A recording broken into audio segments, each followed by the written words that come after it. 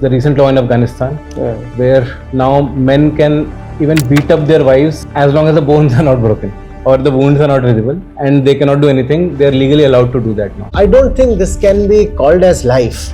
Her internal muscles have been systematically weakened. They are just too deeply conditioned, and they have stakes in the existing oppressive patriarchy. Yes. You are expecting mercy and sympathy from your traditional oppressor.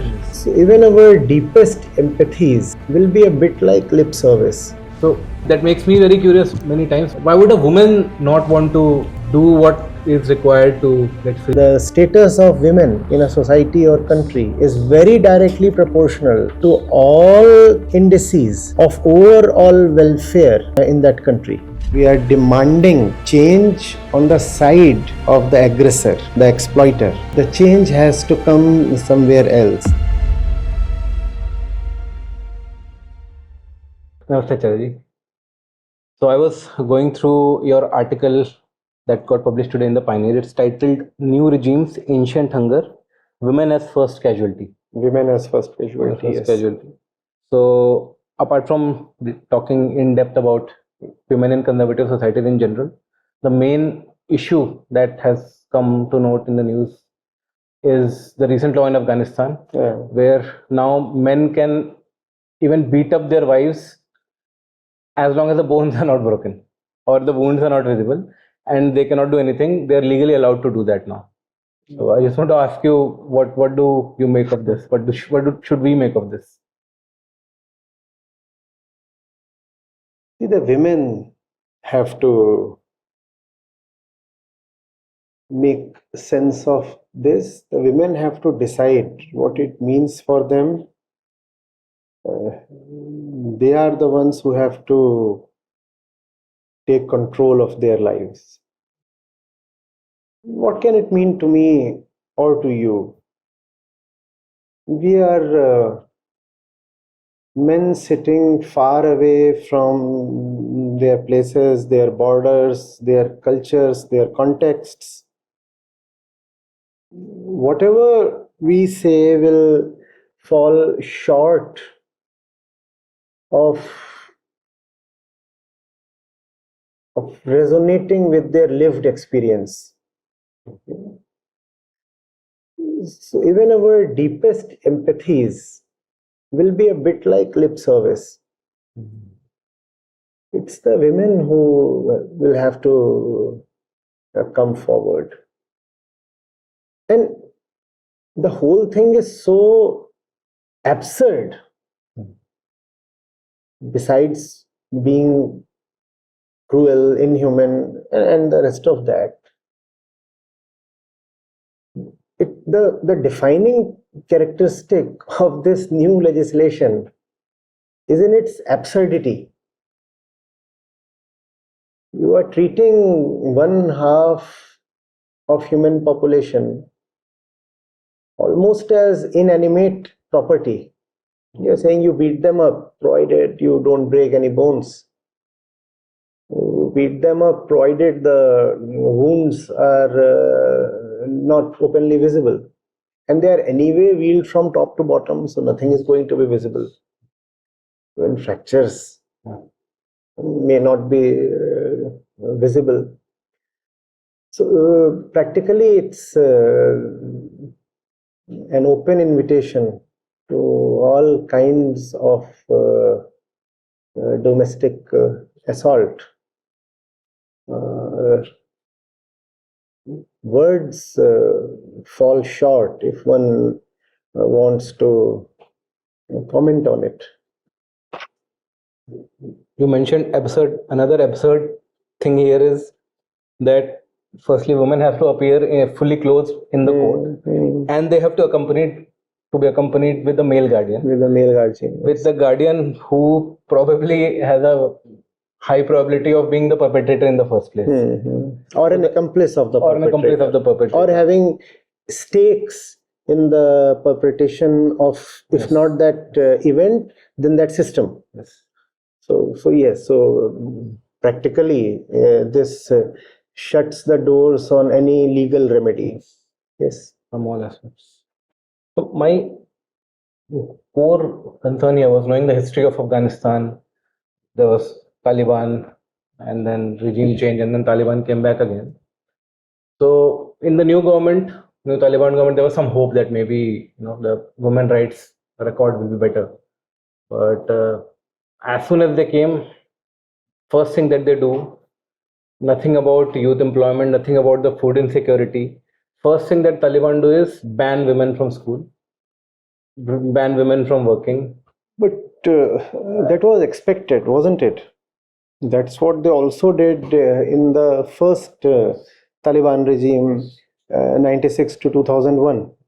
And that's the reason the world didn't quite like it when the Western forces, the US forces, just handed over Afghanistan to Taliban 2021. We knew this was going to happen. There was ample evidence beforehand. Just that between 2001 and 21, Yes. There was actual, visible, substantial improvement in the lot of women. And all that has come to a naught. Yes. And in fact, it's not just back to square one. Seems to be It's worse. actually back to the primitive cave.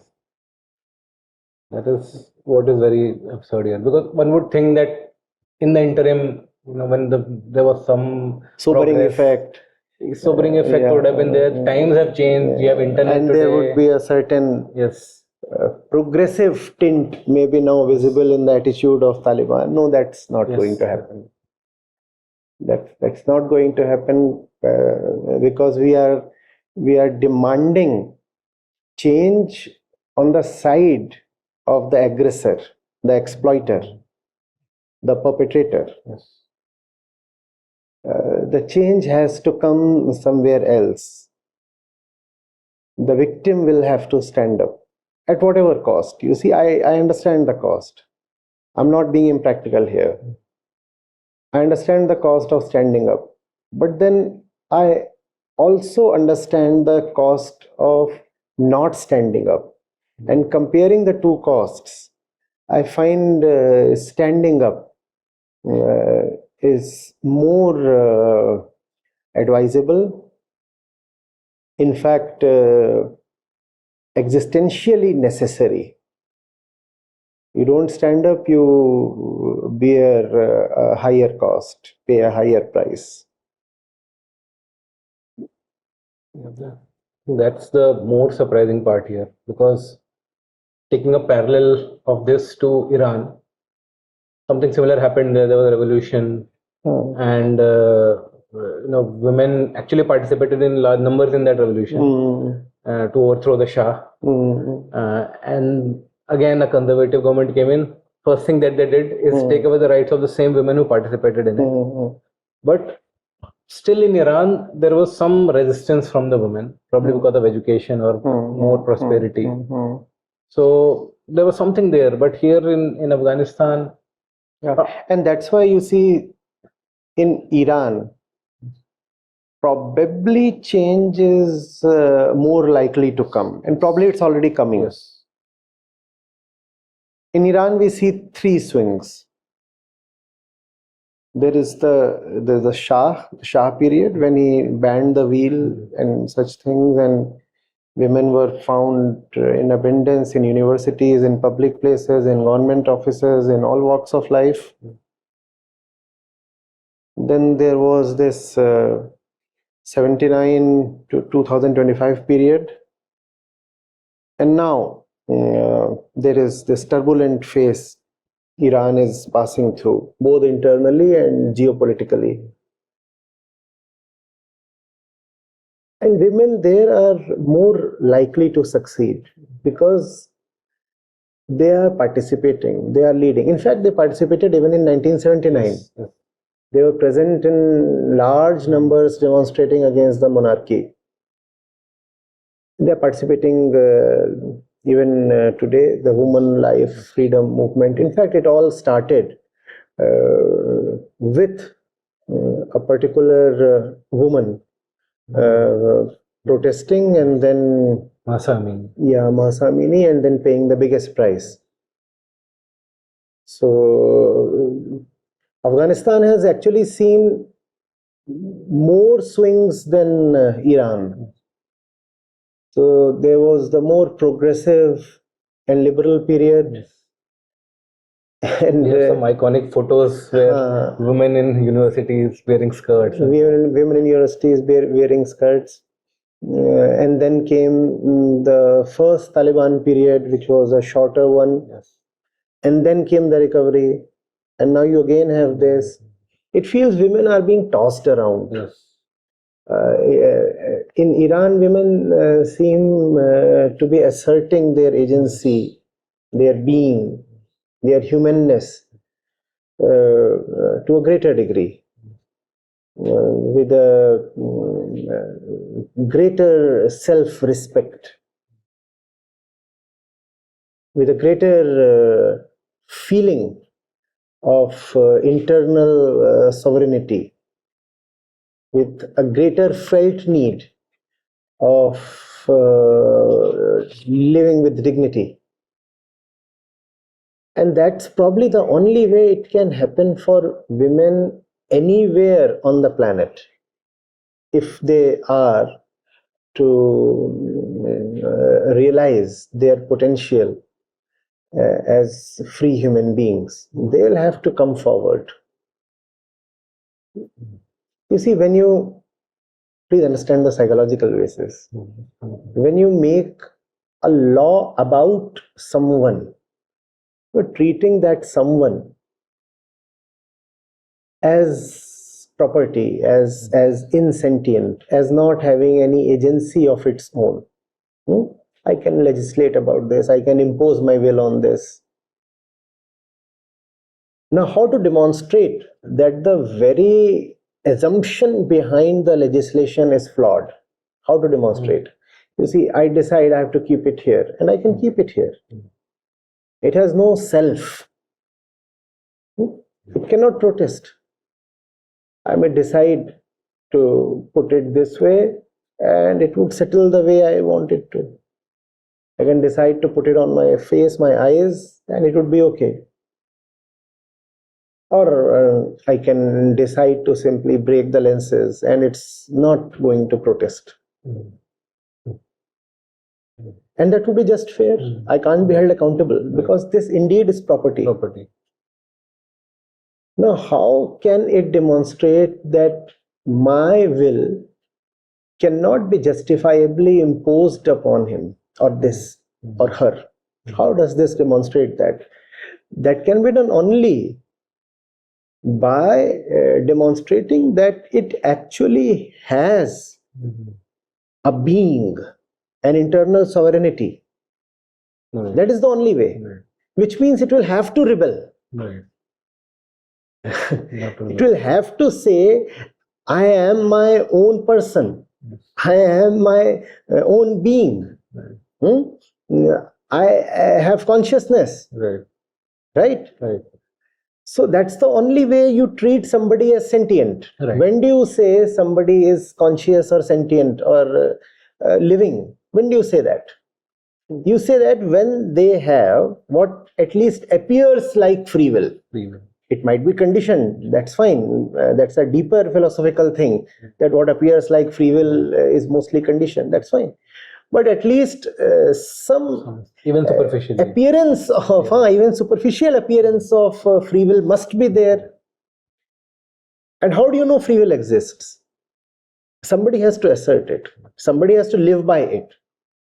Somebody has to defend it. Right? Otherwise, if there is no demonstration or assertion of free will, then I might as well say I am justified in imposing my will and my laws upon this thing. This now gets reduced to a thing. And that's the fundamental characteristic of a thing. It won't resist or rebel. If you cannot resist, cannot rebel, you are a thing. You will be played with. And you will be played with, and that would be justified. You cannot even find faults with the player. who happens to be the exploiter or the dominator or whatever, the bully, right? The moment that this starts displaying an internal freedom, an internal independence, that's the moment the aggressor is put in the dock. And that's the moment the aggressor too will have to reconsider his stance. But what if this is so pliant, so submissive, so obedient that it continues to chug along and play on? Women in Iran are protesting, so they will get what they want, Yes. at least to some extent. And maybe the emancipation will be broader and deeper in the future. Right. But this thing, nobody can grant it freedom from above or outside. Right. In fact, if freedom is given to you from above, that works in exactly the opposite way. If I am granting this thing freedom from above, then what I am actually supporting is the fact that this has no internal freedom. And I can also take it away anytime. I am giving it from above or from outside or from somewhere in the system, in the environment. If I am supplying freedom to this one, I can also withdraw freedom at any moment. So basically, dependence in the name of freedom. Yes, that would be dependence in the name of freedom. So real freedom has to originate from within. Right? Otherwise, the Americans can be there, the liberal world can be there, or legal protection can be there. But it would all be like crutches. I fully agree that legal protection is needed. Yes, we need a safe environment. We need equality. We need women to feel dignified, protected.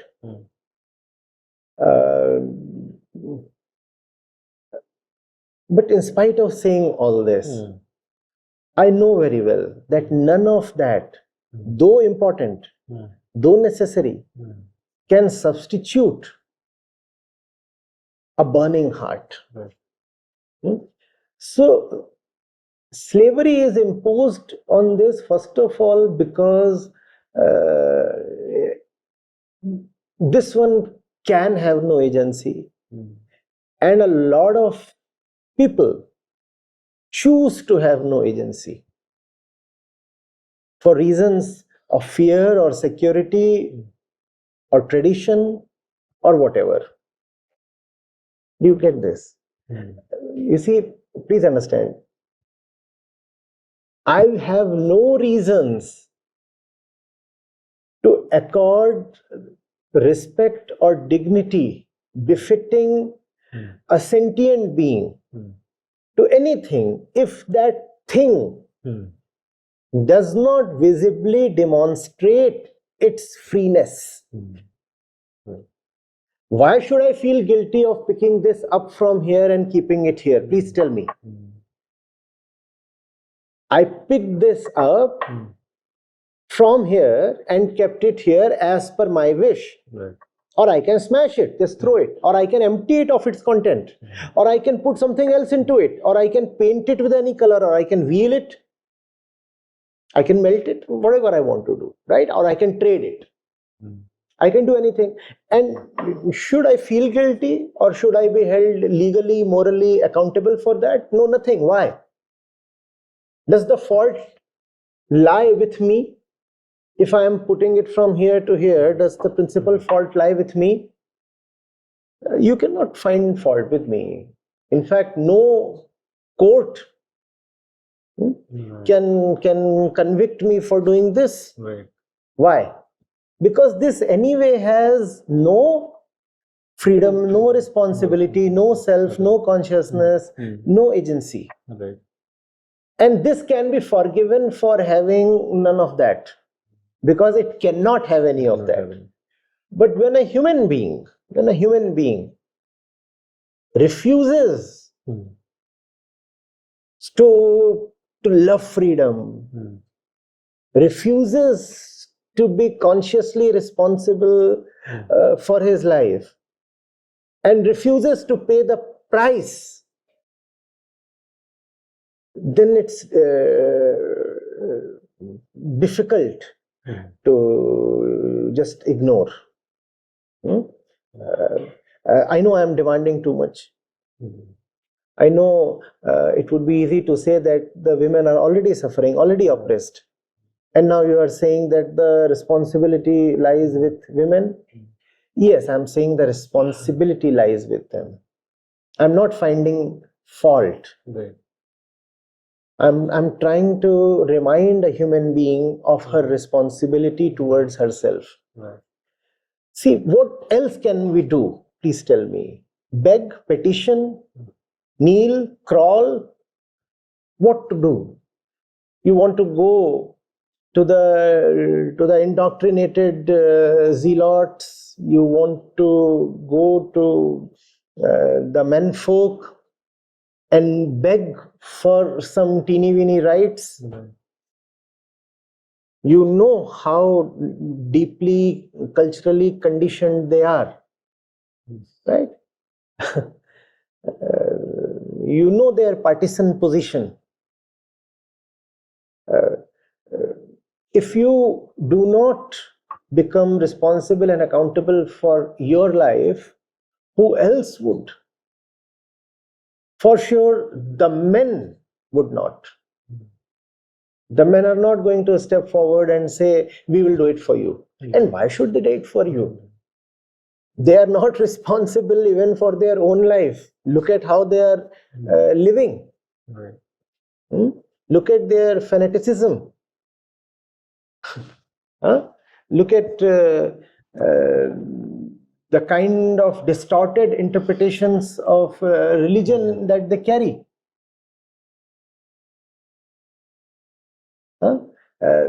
Such people, you want to have expectations from them. You want to go to men with the expectation that they'll be benign and kind and noble and benevolent and loving, and they will grant you an equal status. They will not do that. They will not do that. They are just too deeply conditioned. Yes. And they have stakes in the existing oppressive patriarchy. Yes. So what option are you left with then? Please tell me, what is the option? The option is to take matters in your own hands. And I know that's going to be a costly affair. I know there would be blood. I know heads would roll. But please tell me, how else to get out of this hole? How else to challenge these bondages and break out of this jail? Somebody will have to scale the walls. Definitely. And somebody will have to smuggle in a few dynamite rods. Blasts are needed. Right? And there would be casualties. There is going to be all kinds of collateral damage, but that has to be taken as creative destruction. No, this is not an incitement to violence. No. I would love if the whole thing can happen very, very peacefully, and that's the ideal way it should happen. Maybe that's the first way to try out. Yes. But even lawful, legal, noble entities do find that a point comes when they have to go to war. There's absolutely no option left. So many wars have been waged through proper UNSC legal resolutions.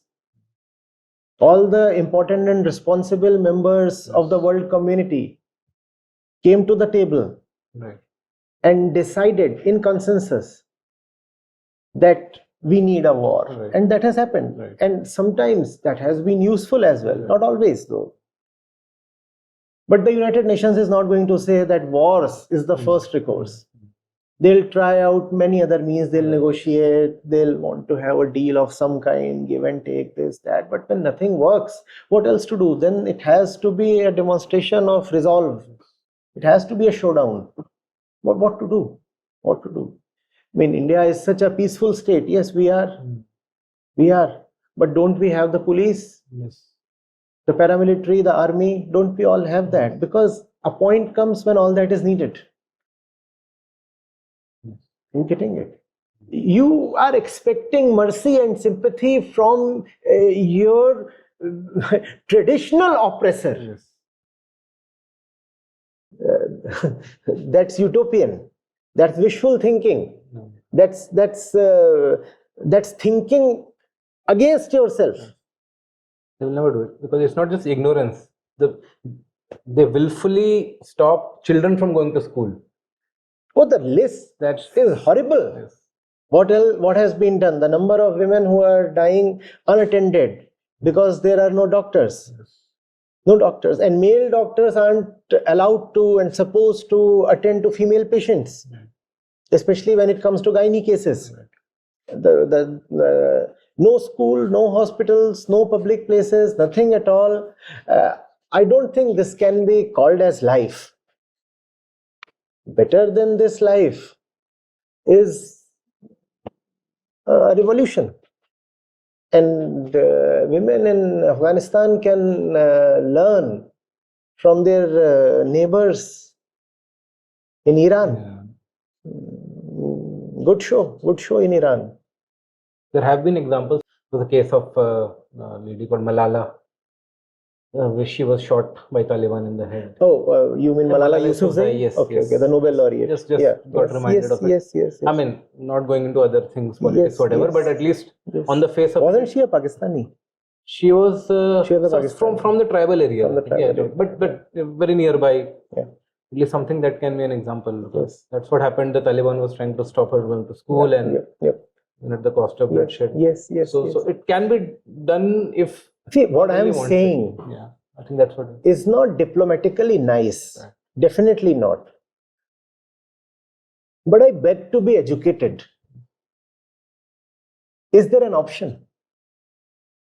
Is there an option? Yes, exactly. There is this country, and 1/2 of the human population of that country is bringing the worst kind of oppression on the other half. What's the remedy? And all this is being held, all this is being done in the name of religion, culture, and tradition, and this and that. So the oppressing half is not going to relent, right? So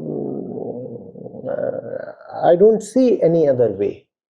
In fact, when women take things in their own hands, they come out on the streets, that's when probably for the first time they are reminding the menfolk that they have agency. Otherwise, the men will say we are justified in putting this from here to here or wheeling it or doing anything with it. Anything can be done with it. It's resistance that serves as a visible proof of your existence. Otherwise, you're a thing. You're a thing. It hasn't happened till now, though. It will need to happen, and it better happens quickly, because human beings have an unfortunate capacity to be conditioned. What we see all around us and perpetually starts feeling like the truth. So if a girl is born in this environment, in such circumstances, she may actually start feeling that all this is the truth that need not be challenged. So resistance better come early. It's quite interesting that that's what I centrally found interesting after reading your article, that women are not peripheral, they are central in political legitimacy in these systems. they they have to come in the daily discourse as if there's some unique entity there that have to be managed rather than just human beings. If you look at the West, we don't hear too much about like women's rights or anything, at least in this day and age. It doesn't have to be something special there. Yeah, the challenges there have moved on. Yes. In the West, the frontiers have advanced. In more rigid and oppressive and illiberal societies, still the old medieval battles are being fought. And whenever you will do something that goes against the very system of nature, it will remain as a thing, as a load, as a burden in your mind. And that's why men in regressive societies will find that they will remain obsessed with women. In spite of putting them in houses, in small rooms with blackened windows, and putting them out of all public visibility, the wheel and this and that, they'll still find that they cannot put the woman out of their mind. Yeah, You have put her out of all places possible, but the more you unnaturally put her out of all places, the more you will find she is occupying this place. in the article you mentioned a woman's body is the ego's oldest possession. Oldest possession. Own her, own her. And there are physiological reasons, there are social reasons. But then, what is intelligence about? Why do we call ourselves a sapient species? Why can't we see how the inner architecture stands and how the primitive system operates? We should have liberated ourselves of these gender stereotypes long back, and many societies have already done that. It's not just about a liberal philosophy, it's about basic wisdom. You can even access it more cleanly, more directly through the spiritual route. Right. Are you the body or are you the conscious entity? Are you the body conditioned by evolution, like that of a dog, cat, buffalo, lion, donkey, pig, whatever? Are you that? An animal who cannot look at the female as anything beyond her body? Or are you a human being whose first identity is not the body but consciousness? And if consciousness is the first identity, why are you treating the woman as so very different from you? Yes, physiologically there are differences. Prakriti, nature, created those differences for the sake of reproduction. That's fine, but otherwise, there is the same consciousness, there is the same angst, that same crying need for inner liberation. Men and women are centrally very alike. Peripherally, yes, different. The differences are limited, the similarities are profound. That has to be acknowledged. But men don't want to do that, and ironically that goes against even the men. Places where women are banished, are places where even men cannot be blissful. Countries where women do not participate in the workforce are countries that do not progress or advance.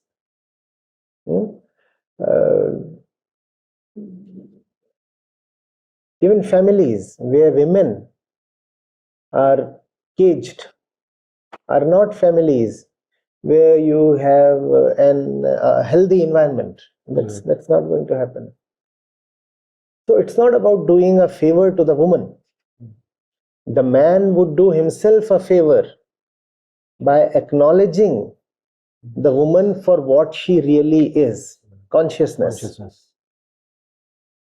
Because, like you mentioned about women rights directly being proportional to the overall well-being of a place. Yes, there is a very strong correlation.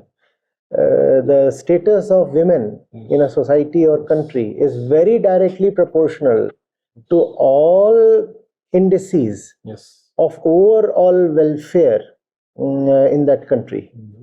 Because I had some data here. You mentioned it in the article as well.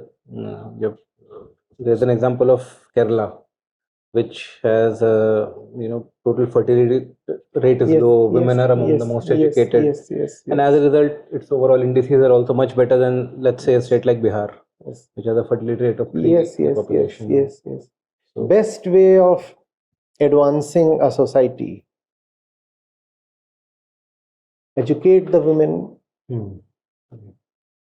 leave them free to take their own decisions, and realize that this is not a favor you are granting. This is their existential right, and if you deprive them of this right, then it's not just the women who suffer. The men suffer in equal measure. In fact, men, women, kids, culture, society, nation, world, environment, everybody and everything suffers. Very beautiful and also insightful thing to know for both sides. Because I think if the men understand that it is eventually for their own benefit. Yes. But I would still say, if you are oppressed, the primary responsibility of challenging your condition is yours. Yes, if the men realize and offers genuine support, they are welcome. Thank them, accept the help, coordinate with them, wonderful. But don't wait for the men to initiate the process.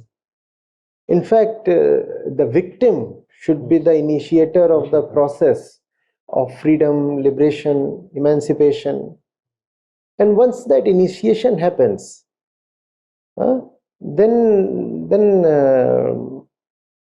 men, especially the well-meaning ones, they'll come on your side. They get sufficient reason to come in, chip in, contribute, help. If needed, even share the leadership. Then they can do that.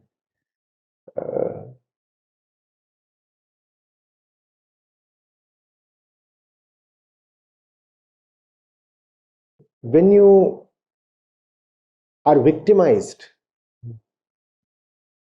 the unfortunate inner tragedy is you internalize the identity of a victim. And once that identity is internalized, you settle in it. Men look at you as a body, and you settle in that identity. You start saying, I am the body. Right? And once you start identifying with the body, you even start trading in it. And that's the worst contempt you can inflict on yourself as a woman. Not just the trade, not just the trade, but the fact that you accepted an identity imposed on you by somebody else. That's where self-knowledge comes in. You must know who you are. You cannot look at yourself through the eyes of others.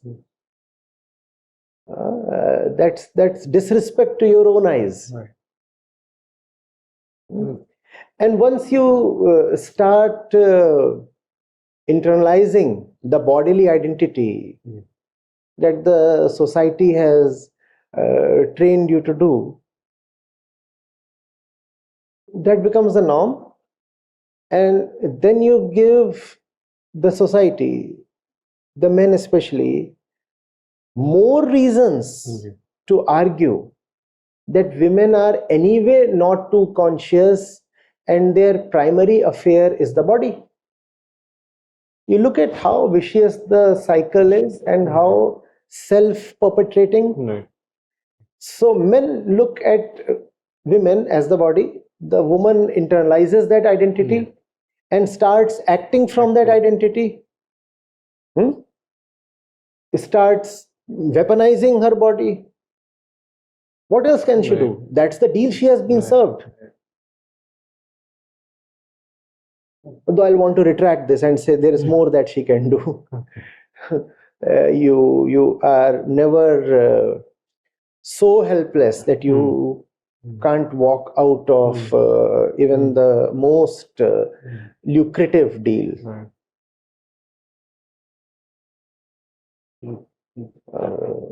Pay the highest price, learn to walk out. But that requires a deep commitment towards your own dignity. Most human beings won't have that. So you take in that identity and you start behaving accordingly. And then the world gets reason to say, oh, but that's how women are. No, that's not how they are. That's how they have been conditioned. That's what you have turned them into. That's not how they were born. That's what you did to them. And now you present their deteriorated state as an alibi to keep them chained or confined or as second-rate citizens.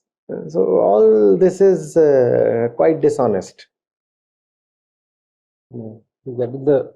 This is the real tragic part of it, and no one seems to be talking about this. Everyone's saying Taliban, this, that, Taliban, oppressive. yes. No one One really of the talks about biggest core of the thing. supporters of patriarchy Women are the women themselves. That's why the onus of breaking out lies on them. Outsiders must help. But the real action will have to come from the insider. That's what I'd like to ask you also on a slightly more personal note. You are someone who has been at the forefront of women empowerment, and there are so many testimonials. And we know that millions of women have come out from a lot of oppressive situations listening to you. But there is still some resistance from some side. So I that makes me very curious very many times. What exactly? Why would a woman not want to do what is required to get free, even when they because she has been given certain privileges in the patriarchal system, right? And she has been rendered helpless beyond those privileges. Her internal muscles have been systematically weakened, right? The tactic is twofold. Give her something she can live with and live by happily, almost happily. Give her something. So there are certain rights and privileges and places and status she receives as being part of the patriarchal system. The deal does offer her something. She receives all that. And she cannot walk out of the deal because the muscles that are needed to walk out have been weakened. So she feels that the deal is the best thing possible. Now, if someone comes and tells her to quit, she takes that someone as enemy. Consider her situation. This is the deal she has been living with since long. Right? Her capacity to rise on her own and do something else has been rendered ineffective in all ways possible through organized religion, and I call it lok dharma,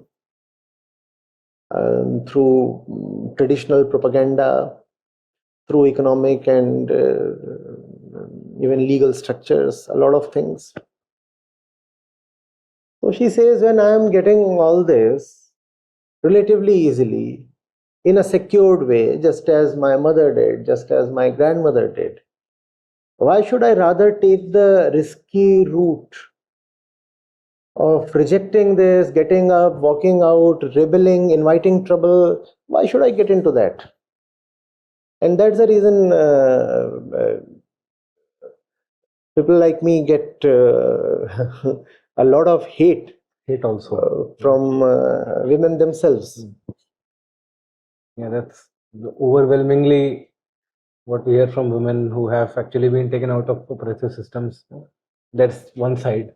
Other side, there is hate. Somebody who has nothing to lose is in an advantageous, I would even say privileged position. Yes. Because this person now has no option but to break away. Yes. Rebel. Yes. Leave the table. Yes. The deal anyway has nothing for you. But the shrewd thing about the traditional system is that it does give something to the woman. What the woman does not realize is that what it takes away is of a far greater magnitude. It does give you something. Yes, there is something being offered, mostly psychologically. Safety, security, respectability, such things. A veneer of care and concern as well. All that is there. But what she is losing out in the process is of much greater value. That she does not realize the nature of the deal. That's where the problem is. Therefore, she buys in and signs up. And that's what is happening with women in Kabul as well. That's why the rebellion is unlikely to come. Women, to some extent at least, have bought into the system. We cannot lay the blame entirely on male bigotry. There are dimensions beyond that. And that's why the woman will have to herself rise.